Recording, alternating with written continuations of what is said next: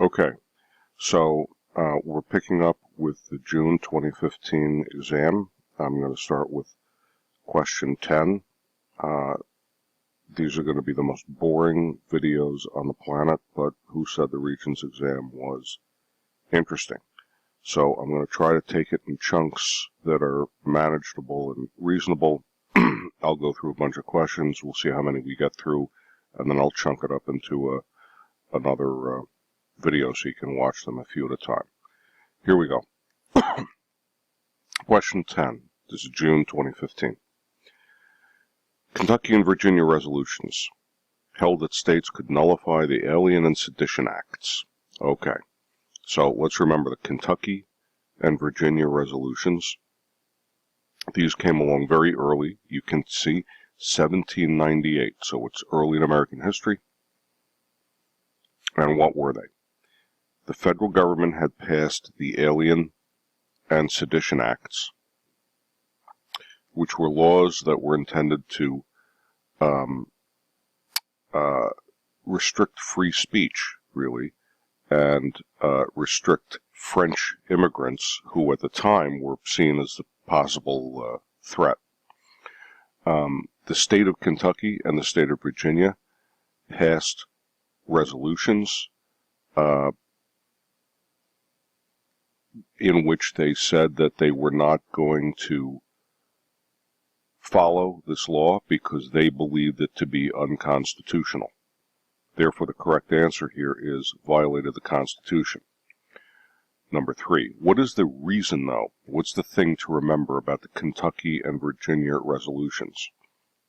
The thing to remember is 1798, you had this attitude that persisted up through the Civil War, that individual states could nullify actions of the federal government it considered to be illegal. Kentucky and Virginia tried this. South Carolina tried it later. The Civil War was based on the idea that the individual states in the South could decide that something the federal government did they didn't like, and so they were going to opt out of it. We now hold the legal idea that that is unconstitutional. An individual state cannot make that determination. Only the Supreme Court can determine that. But that's why we remember the Kentucky and Virginia resolutions. They didn't have much legal effect at the time, but they were a setup for an attitude that was going to lead to the Civil War. Okay. Supreme Court decision, Marbury versus Madison. This is number 11 here. When you see Marbury v. Madison, you have to think judicial review, which is the principle that the Supreme Court, and only the Supreme Court, can determine that an act by the Congress or the President is unconstitutional. So Congress can pass a law, the President can sign it, or the President can take an action as President, but the Supreme Court gets the last word as to whether or not it is constitutional. Okay, let's pick up next one here. Okay, they give you a map, and this map is actually upstate New York. Let me pull it up just a little more here, and you'll see there's New York City down here, and Staten Island, tip of Staten Island down here. Hudson River follows up here to Albany, and then across from Albany, we know we have the Erie Canal, which is this artificial river dug across New York to connect to Lake Erie. And you see there's Buffalo at one end of it on Lake Erie. Albany is at the other end of it where the Erie Canal gets you into the Hudson River, which takes you then down to the Port of New York. And you notice Albany, Troy, Schenectady, Utica, Rome, New York, for those who have been upstate, Syracuse, Rochester, Lockport, and Buffalo. So you see that there are all these cities that are right on the canal here. And that, of course, is not a coincidence. When the canal was dug, these cities grew up because it was a perfect place to have industry, because you could put your goods right onto the canal and have it taken down, and so it helped grow these towns upstate. All right, so then we get to the question. Based on the map, the Erie Canal and the Hudson River contributed directly to, what's the correct answer? Rapid increase in the population in upstate New York. Because, why? Look at the major cities of upstate New York. Again, New York City's at the mouth of the Hudson, Newburgh, Poughkeepsie, Kingston, Albany, Troy, right up on the Hudson, and then the other cities on the Erie Canal. So, completion of the Erie Canal in 1825 encouraged the growth of the Midwest. How come?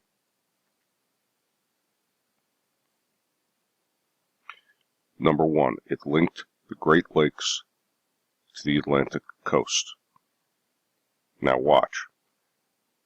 The Great Lakes took you out to the Midwest, which allowed the Midwest farmers to put their goods onto the Great Lakes, then onto the Erie Canal, to the Hudson, and down to the Port of New York. Once you got it there, you were on the Atlantic Ocean, you could ship it to the rest of the world.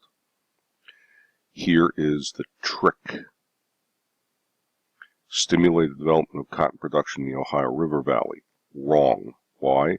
Because the Ohio River Valley was never about cotton production. That was in the South. Ohio River Valley was all about things like wheat and corn. So that's the tricky answer they're trying to trick you with.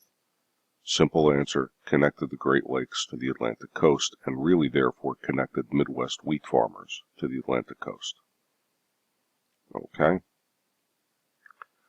Let's go to 14. A major reason for Thomas Jefferson's purchase of the Louisiana Territory was to do what? Correct answer is number 3. Give the United States control of the Mississippi River. Now watch this. Okay, when Jefferson is president, the United States is all of this over here. We've gone past the Appalachian Mountains. We've taken in what's called the Northwest Territory, right, which is all here. And what have you got? You've got the Ohio River coming up along this area. The Mississippi River comes down here. Okay, so, and the United States stops at the Mississippi River when Jefferson takes over as president. So who cares? Well, here's why. Here's a better map for our purposes. You see the Ohio River here that goes all the way up Kentucky, territories here, Ohio, into Pennsylvania, even into a little bit of upstate New York. And it connects to the Mississippi. And the Mississippi comes out at New Orleans. Originally, Thomas Jefferson goes to France and says, we'd like to make a treaty with you. We'd like to make a treaty with you, France, that you own all of this. We'd like to make a treaty with you, France, that you allow us to use the port of New Orleans. That would allow all of this territory over on the east side of the Mississippi and up through the Ohio River Valley, easy access to the ocean, and off we go. Napoleon says to Thomas Jefferson, I'll tell you what, I'll do you better than that. I won't just make a treaty allowing you to use New Orleans, I'll let you buy New Orleans. And not just New Orleans, but all of this other territory in here that France owns. Well, Thomas Jefferson, who was normally against using presidential power that broadly. There's nothing in the Constitution that says the president can buy land. Jefferson said, well, normally I'd be against this, but I can't turn down this bargain. And so, against his own principles, he purchases the Louisiana Territory, takes it all over, and basically doubles the size of the country. So really, buying the Louisiana Purchase, his first interest was getting his hands on control of the Mississippi River that could be used as a highway into the interior of the United States, up to the north and up. It made the Ohio River worthwhile. So, the major reason that Jefferson wanted to purchase Louisiana Territory was to give the U.S. control of the Mississippi River. All right. 15. What was one important geographic reason for the United States that the United States was able to maintain a foreign policy of neutrality through most of the 19th century? 19th century is going to be what? Right? We always one down from the century number. So 19th century is really 1800s. 1800s, what lets the U.S. stay neutral? Number one, the Atlantic Ocean provided a buffer from European interference. It's the biggest barrier between the U.S. and Europe. It took you at least a few weeks to cross it in the 1800s. And so it protected the United States. We didn't really have to get involved with Europe much. We really weren't worried about invasions from the Pacific. Scarce natural resources discourage international trade. Absolutely wrong. The U.S. had a lot of natural resources. European immigrants had rapid communication with their homelands. No, European immigrants who were coming in the 1800s, they had a good anywhere from, at the best of times, maybe a 2-3 week passage. Most of the 1800s, it took them like 6 weeks to get across the Atlantic. So there was no easy access. So it was the Atlantic Ocean providing a buffer. Okay. 16. There we go. Number 16.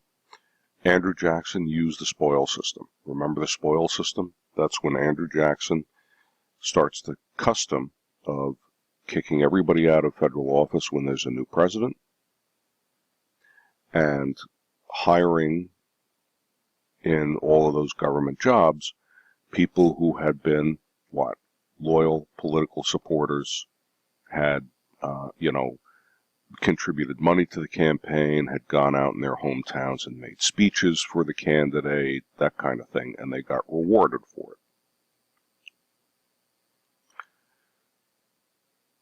Number 17.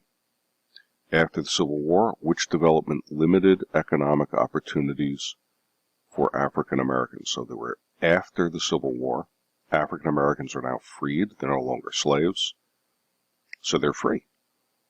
But they don't really prosper. They don't get out of poverty. How come? Well, let's look at the choices. Creation of military districts? No, they did create military districts to govern the South, but that helped the black people. Establishment of the Freedmen's Bureau. You remember the Freedmen's Bureau? That was a government agency after the Civil War to help the newly freed men, that is the ex-slaves, get on their feet. And the Freedmen's Bureau, again, helped them. It built schools for them, helped them get started farming, that sort of thing. So that's not really help. Ratification of the 14th Amendment. 14th Amendment is equal protection. It said the newly freed blacks are now citizens and they're entitled to equal protection in the law. So that doesn't fit. The only one that limited economic opportunities was the sharecropping system. You remember we talked about the sharecropping system. That's when these huge plantation owners didn't have slaves anymore. So instead of running the plantations themselves, they chopped the plantation up into pieces, rented the pieces to, like the newly freed slaves. The slaves grew crops on it, but they had to give a share of the crop. They had to give a percentage of it to the plantation owner. That was the rent that you paid.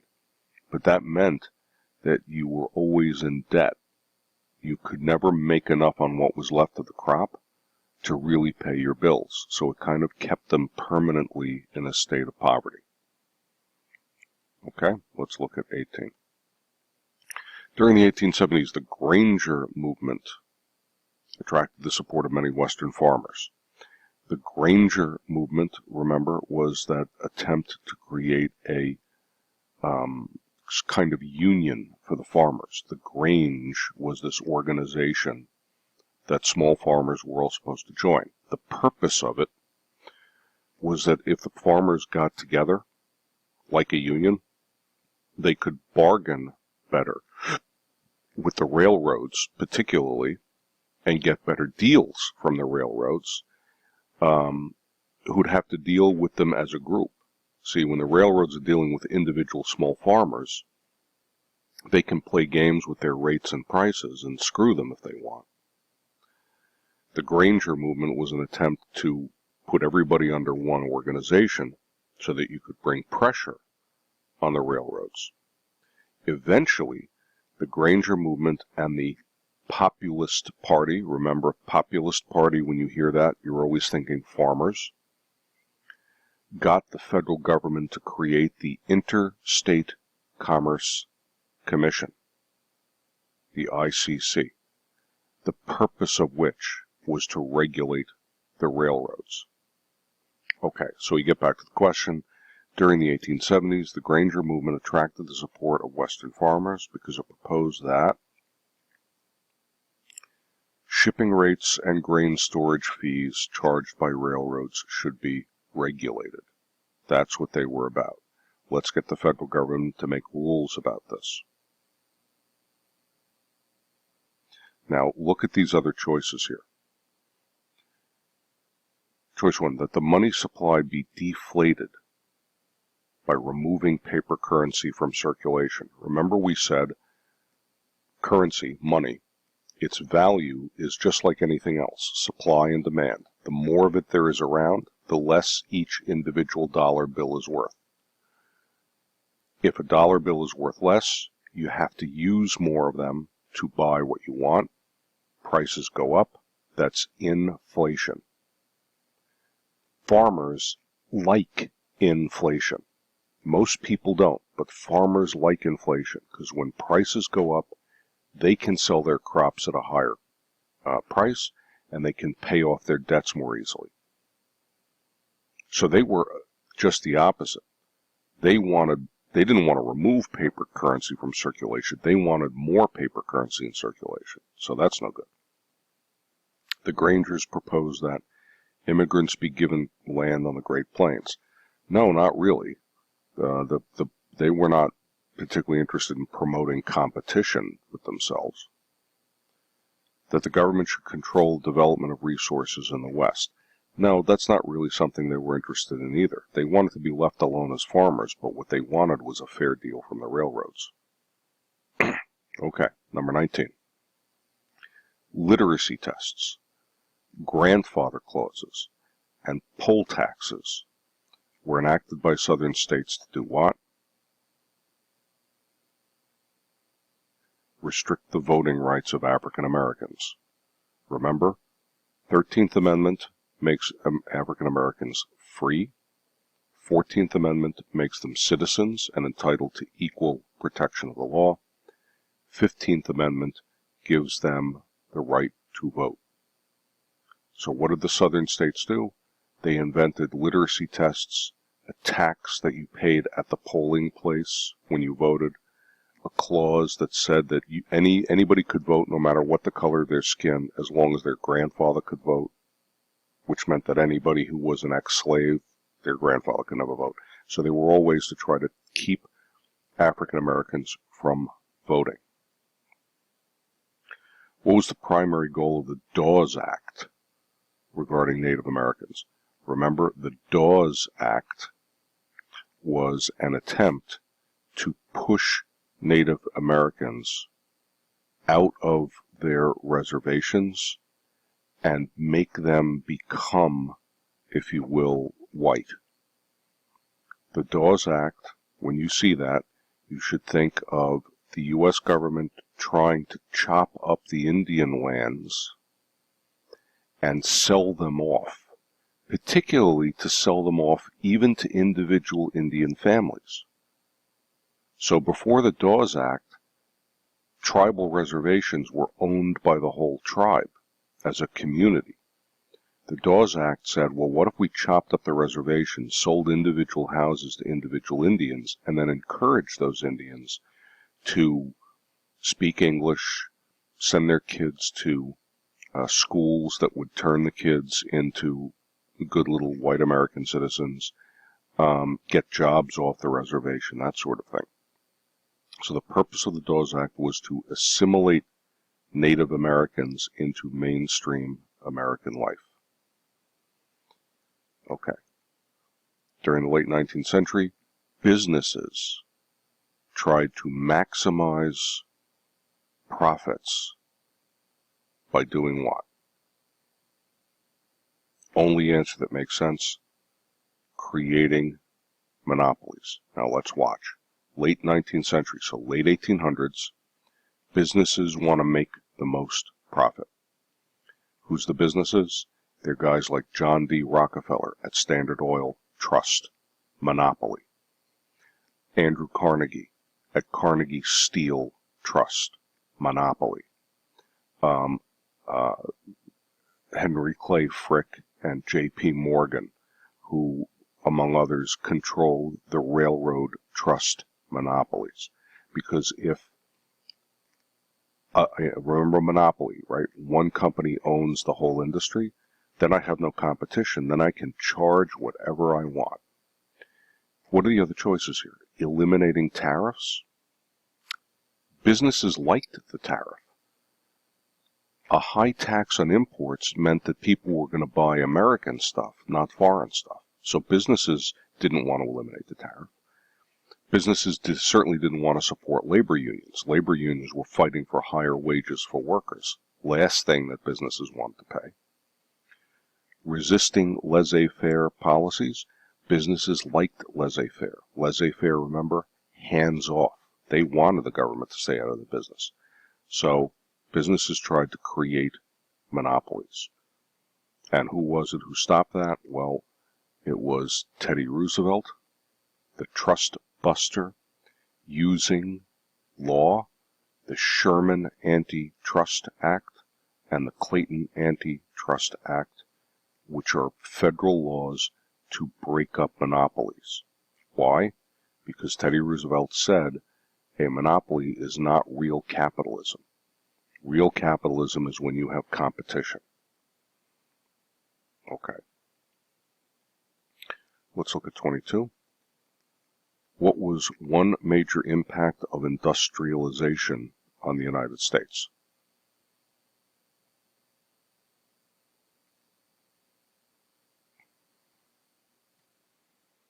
The best answer here is a rise in the standard of living.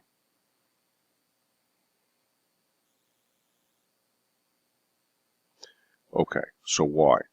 Because as the nation industrializes, we have more factories making more consumer goods. People have gadgets and labor-saving devices available to them, and so they lived a little better. Did industrialization cause social classes to disappear? Absolutely not. In fact, in some ways it made the differences between social class, the rich and the poor, even worse. Did industrialization cause an increase in the birth rate? No. I think that's the tricky one that they might be trying to trick you into picking. Industrialization really didn't affect the birth rate itself. Elimination of urban tenements. Tenements, remember, are the apartment houses that people were living in, those kind of slum houses in the tightly packed cities. And industrialization made more tenements, if anything. Okay. 23. What was one characteristic of American imperialism in the late 19th and early 20th centuries? So, characteristic of American imperialism. Imperialism is that idea of America becoming an empire around the world. So, what did it do? Well, did it avoid involvement with nations in East Asia? No. Part of our imperialism was taking the Philippines and Guam during the Spanish-American War and getting our hands separately on Hawaii, not part of the Spanish-American War, but around the same time. That's all in the Pacific. We also have the open door policy where we start trading more with China. So this is wrong. Supporting independence movements in Africa? No, American imperialism really didn't get involved with that at all. Rejecting the use of military force to gain colonies? No. The Spanish-American War was all about using military force to gain colonies. Acquiring territory to promote economic and strategic interest? Aha. Yes. For instance, in the Spanish-American War, we got the territories of Puerto Rico, Guam, and the Philippines. Aside from the Spanish-American War, we got Hawaii. And why were we doing all that? First of all, for economic interests, because it was a way to get more agriculture out of Puerto Rico, to trade with the Far East, and second, strategic interests, because remember, in late 1800s, early 20th century, it's all about navies, and so you need navy bases all over the world. So 4 is the correct answer. 24. Which development was a result of the progressive movement? Remember the progressive movement, late 1800s, early 20th century, so early 1900s, and progressive is all about reforming society and reforming government, trying to deal with social problems like poverty, like lack of education, like corruption in government, and trying to use government ideas and programs to fix some of those. So what development was a result of the progressive movement?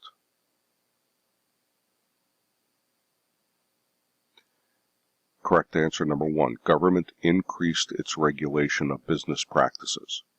The progressives wanted things like the Sherman Antitrust Act that would break up monopolies. The progressives pushed for the Meat Inspection Act as a result of things like the book The Jungle by Upton Sinclair that complained about how horrible conditions were in the meatpacking plants. The progressives pushed for the Pure Food and Drug Act that made sure other kinds of food got inspected. The Federal Trade Commission, which was something Teddy Roosevelt pushed for, that basically was a federal agency to make sure businesses were honest, that they honesty in advertising, that sort of thing. So the correct answer here is government increased its regulation of business practices.